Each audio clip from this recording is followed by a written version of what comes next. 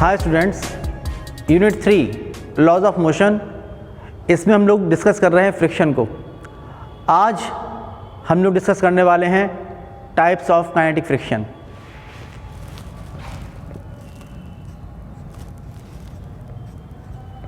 Types of kinetic friction. देखिए, जो kinetic friction होता है, आप जानते हैं कि जब भी कोई बॉडी किसी सरफेस पर मोशन में होती है तो जो फ्रिक्शन फोर्स उसके मोशन को अपोज करता है उसे हम काइनेटिक फ्रिक्शन कहते हैं। काइनेटिक फ्रिक्शन दो टाइप का होता है, एक होता है स्लाइडिंग फ्रिक्शन और एक होता है रोलिंग फ्रिक्शन। इसके दो टाइप हैं। पहला है स्लाइडिंग फ्रिक्शन।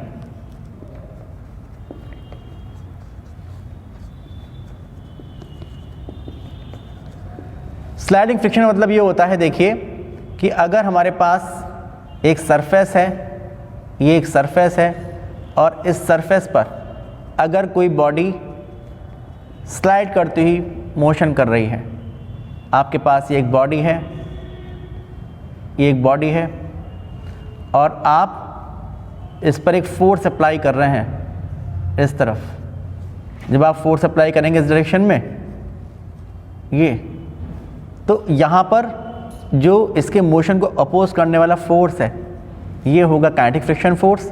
लेकिन क्योंकि ये बॉडी इस सरफेस पर स्लाइड करती हुई मोशन में है, इसलिए ये जो फ्रिक्शनल फोर्स होगा ये होगा F sliding, sliding friction force.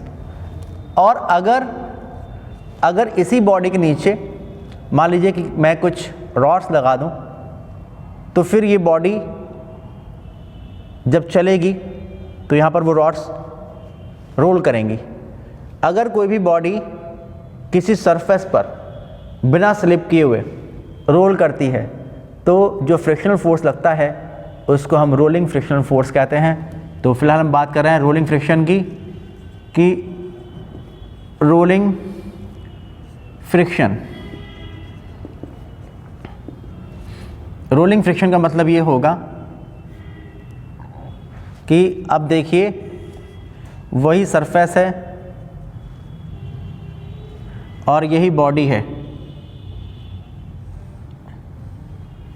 यही बॉडी है।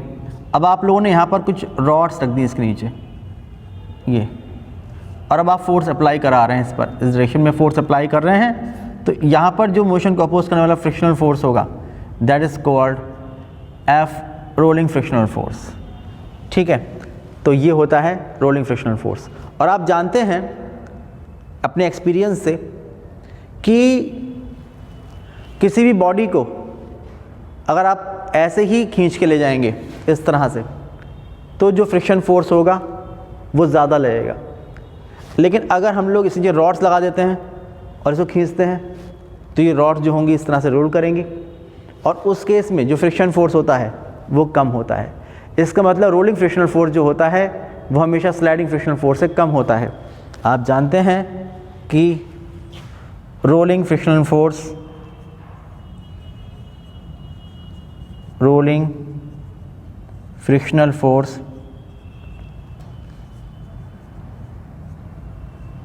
इज लेस देन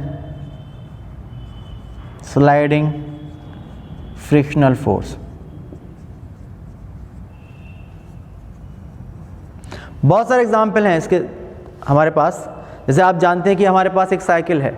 अब साइकिल को आप लोग चलाकर पकड़कर ऐसे ले जा रहे हैं और एक बार आपने ब्रेक अप्लाई कर दिए और घसीट कर ले जा रहे हैं। तो आप जानते हैं कि अगर आप ब्रेक लगाकर साइकिल घसीटेंगे तो उस केस में आपको ज़्यादा मेहनत करनी पड़ेगी, ज़्यादा वर्क करना पड़ेगा, क्योंकि फ्रिक्शन फोर्स ज़्यादा होगा, ज़्यादा फ्रिक्शन फोर्स के अगेंस्ट आपको वर्क करना पड़ेगा।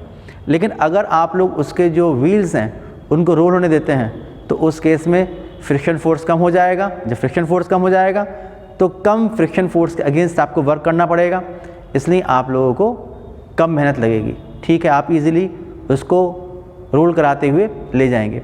यही वजह है कि जितने भी व्हीकल्स होते हैं उसमें व्हील्स लगे होते हैं जिससे वहाँ पर रोलिंग फ्रिक्शन वर्क करे, स्लाइडिंग फ्रिक्शन वर्क ना करे। बहुत सी जगह ऐसा भी होता है कि फ्रिक्शन को कम करने के लिए हम लोग इसका इस्तेमाल करते हैं।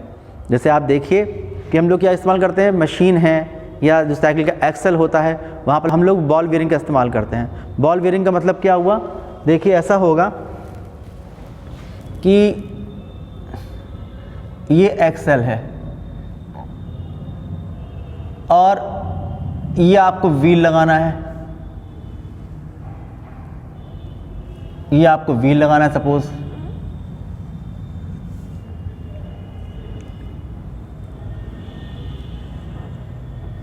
तो हम लोग क्या करेंगे इस व्हील को लगाने के लिए,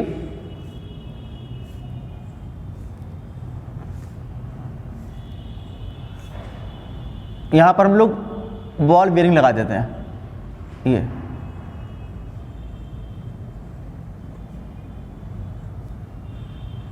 ये होती है बॉल बेयरिंग्स। जब आप लोग इसको घुमाएंगे ये, और ये है स्टेशनरी, तो आप देखेंगे कि ये जो बॉल बेयरिंग्स हैं ये इस तरह घूमेंगी और जो स्लाइडिंग फ्रिक्शन है इसको रोलिंग फ्रिक्शन में कन्वर्ट कर देंगी। और आप जानते हैं हमेशा कि जो रोलिंग फ्रिक्शन होता है वो हमेशा स्लाइडिंग फ्रिक्शन से कम होता है, इसलिए कम फोर्स लगाना पड़ेगा आप लोगों को इसको घुमाने के लिए। इसके अलावा अगर आप चाहते हैं कि फ्रिक्शन कम हो जाए तो उसके लिए आप पॉलिश करके सरफेस को स्मूथ कर दीजिए, उसको रेगमाल से घिस दीजिए, सरफेस स्मूथ हो जाएंगी और फ्रिक्शन फोर्स कम हो जाएगा।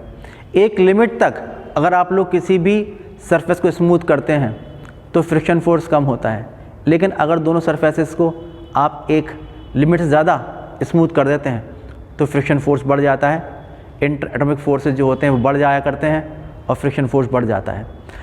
इसके अलावा अगर हम लोग लुब्रिकेंट का इस्तेमाल करते हैं तो एक सरफेस और एक सरफेस इसके बीच में अगर आप लोग कोई लुब्रिकेंट डाल देते हैं और फिर इस पर इस बॉडी को मूव कराते हैं तो बीच में जो लुब्रिकेंट है उसकी एक लेयर बन जाया करती है और फिर वहाँ पर जो फ्रिक्शन फोर्स होता है वो कम हो जाया करता है।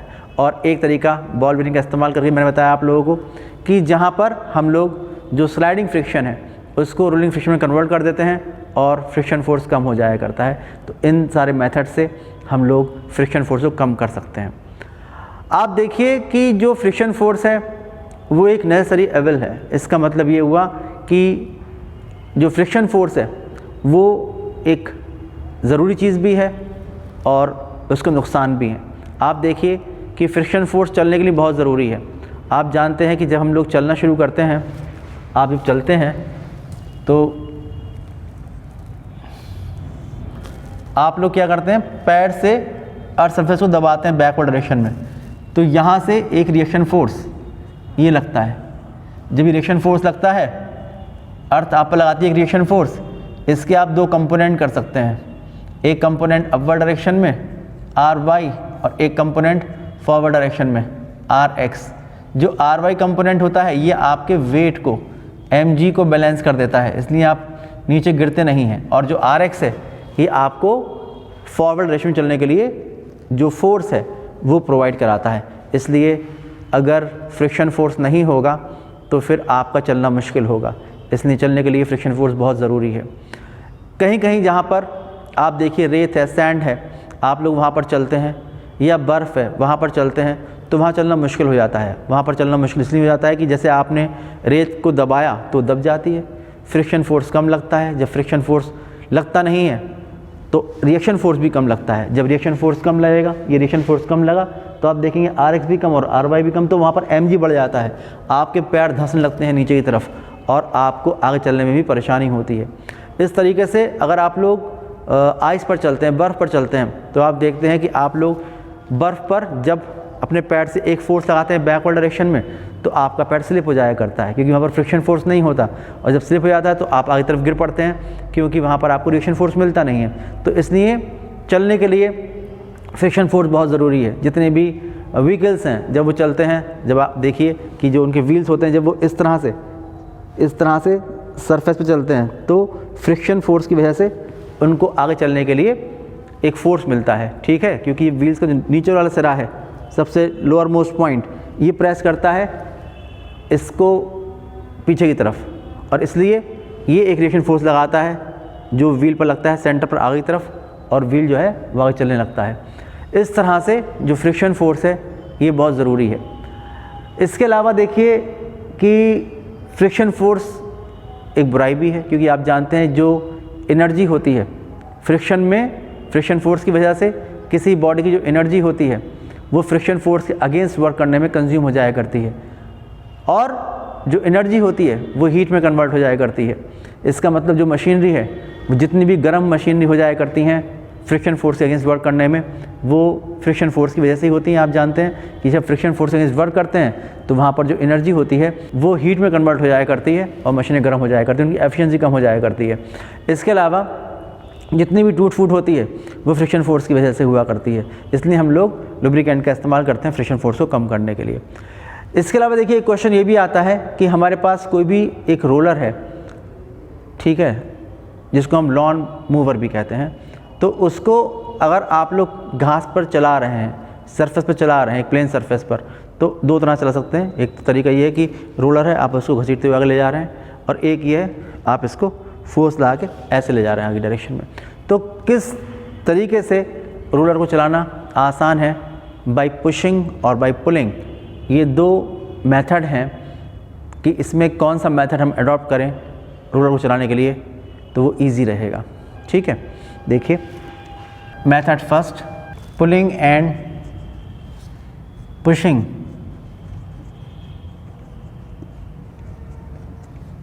Of a roller.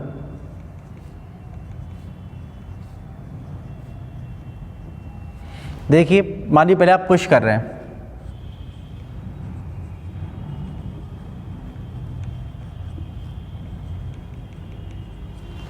आपके पास ये एक रफ सरफेस है और ये है roller cross section, circular cross section. आप देखेंगे कि यहाँ पर जो इसका वेट होगा mg, ये वर्क करेगा इस डायरेक्शन में। आप लोग यहाँ पर एक फोर्स अप्लाई कर रहे हैं, यहाँ पर हम लोग एक फोर्स अप्लाई कर रहे हैं। सपोज इसका हैंडल है और हम लोग इस पर एक फोर्स अप्लाई कर रहे हैं। जो फोर्स आप अप्लाई कर रहे हैं यहाँ पर इस लाइन के अलोंग, जब आप लोग पुश करेंगे तो आप देखिए कि आप लोग यहाँ से पकड़ के इसको पुश करेंगे चलाने के लिए। जब आप लोग ये फोर्स अप्लाई करेंगे यहाँ पर तो ये फोर्स होगा वेक्टर F। जब ये फोर्स होगा वेक्टर F तो आप जानते हैं कि इसके दो कंपोनेंट हो जाएंगे, एक कंपोनेंट होगा इस डायरेक्शन में और एक कंपोनेंट होगा इस डायरेक्शन में। ये कंपोनेंट जो होगा ये कंपोनेंट होगा Fy, ये कंपोनेंट होगा Fy और ये कंपोनेंट होगा Fx। ठीक है, ये इसके दो कंपोनेंट हो जाएंगे। जब आप फोर्स लगाएंगे इस तरह से तो आप देखेंगे यहाँ पर कि जो रिएक्शन फोर्स लगेगा, बिकॉज Fy और mg एक डायरेक्शन में है, तो यहाँ पर जो रिएक्शन फोर्स लगेगा इस केस में कितना होगा रिएक्शन फोर्स, R जो होगा ये Fy और mg को बैलेंस करेगा, तो R हो जाएगा mg प्लस Fy। अगर आपने फोर्स लगाया F तो उसका जो वर्टिकल कंपोनेंट है ये Fy हो जाएगा। ठीक है, ये हो जाएगा। तो अब जब आप इस तरह से इसको पुश कर रहे हैं और ये चीज़ घूम रही है तो जो फ्रिक्शन फोर्स होगा वो कितना होगा, तो आप देखेंगे जो फ्रिक्शन फोर्स यहाँ पर लगेगा वो कितना होता है, म्यू इंटू आर। ये तो फ्रिक्शन फोर्स होता है। तो जो फ्रिक्शन फोर्स लगेगा जब ये चीज़ घूमेगी इस तरह से, तो आप देखेंगे कि जो फ्रिक्शन फोर्स यहाँ पर लगेगा वो होगा F S equal to mu S into R. आप जानते हैं mu S coefficient of static friction between surface of roller and this rough surface, तो हो जाएगा mu S multiplied by R की वैल्यू होगी mg plus F suffix y, ये हो जाएगा। ठीक है, अब अगर आप लोग इसको पुल कर रहे हैं, आप लोग ये रखा हुआ है रोलर, ये रखा हुआ है, आप इसका हैंडल पकड़ते हैं यहाँ से ले जाकर और ऐसे आगे तरफ चल देते हैं। ठीक है, इसको पुल करते हुए पुलिंग, तो क्या होगा,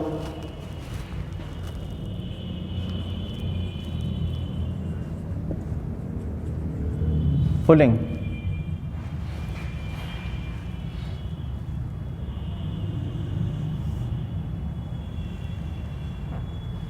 यह है रोलर, यह है रफ सरफेस, आपने इसके हैंडल को पकड़ा ये, और इतना ही फोर्स अगर अप्लाई किया, आप देखें जब आपने इतना ही फोर्स अप्लाई किया,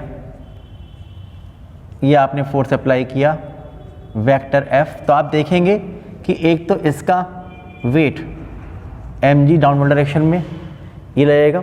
आप लोग वेक्टर F कंपोनेंट कर सकते हैं, एक कंपोनेंट जो होगा वो होगा इस डायरेक्शन में, ये होगा Fx, और एक कंपोनेंट आप कर सकते हैं इस डायरेक्शन में, ये होगा Fy। तो अब आप देख रहे हैं यहाँ पर कि mg डाउनवर्ड और Fy अपवर्ड डायरेक्शन में, तो जो रिएक्शन फोर्स यहाँ पर रहेगा, जो भी रिएक्शन फोर्स रहेगा वो कितना रहेगा, वो आप देखेंगे mg डाउनवर्ड और Fy अपवर्ड डायरेक्शन में, तो mg माइनस Fy। यहाँ पर जो रिएक्शन फोर्स रहेगा r डैश मान लेता हूँ, तो ये रहेगा mg माइनस Fy, इतना रहेगा।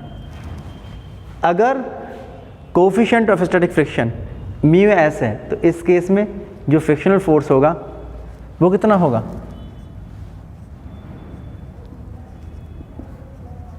फ्रिक्शनल फोर्स ये हो जाएगा F dash S is equal to mu S into R dash.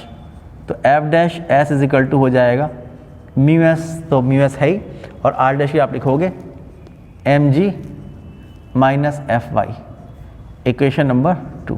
तो आप देख रहे हैं यहाँ पर कि और कंपेयर करते हैं 1 और 2 को, तो आप देख रहे हैं यहाँ पर mu S mg plus Fy है, और यहाँ पर mu S mg minus Fy है। तो इस केस में फ्रिक्शन फोर्स कम है, तो इसलिए पुल करना किसी भी रोलर को वो पुश करने के मुकाबले ज़्यादा आसान है, इसलिए हमेशा आपको रोलर को पुल करना चाहिए। ये बात यहाँ से निकल के आती है। देखिए मैं आपको एक और बात यहाँ पर इम्पॉर्टेंट बात बता दूँ, वो बात ये है, नोट में बताता हूँ कि in case of rolling friction,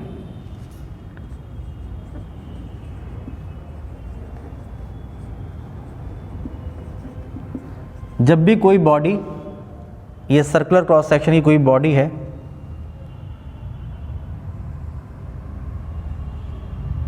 और ये इस सरफेस पर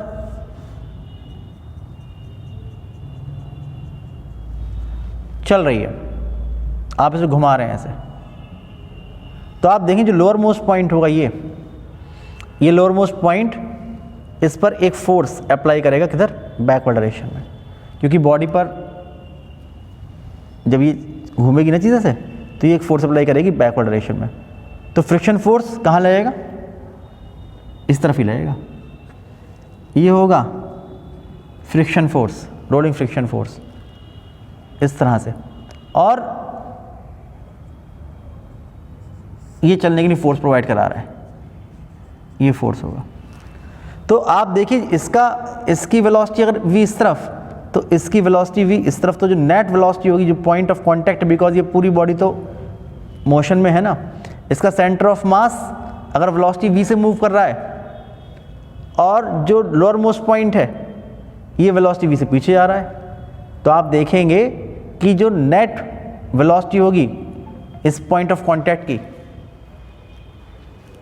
कब, जब बॉडी परफेक्टली रोल कर रही होगी, तो उस केस में इसकी वेलोसिटी ज़ीरो होगी पॉइंट ऑफ कांटेक्ट की, और जब इसकी वेलोसिटी ज़ीरो होगी तो यहाँ पर जो फ्रिक्शन फोर्स होगा वो बिल्कुल टेंड्स टू ज़ीरो, इतना फोर्स होगा।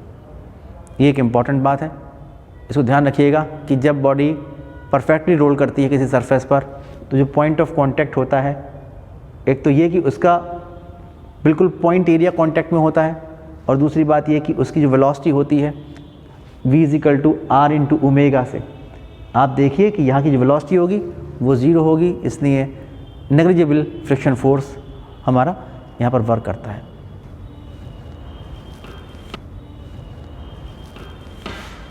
तो आज के इस वीडियो में इतने रखते हैं, नेक्स्ट वीडियो में जो रिमेनिंग टॉपिक्स हैं इस यूनिट के उनको डिस्कस करेंगे। तक के लिए बाय बाय।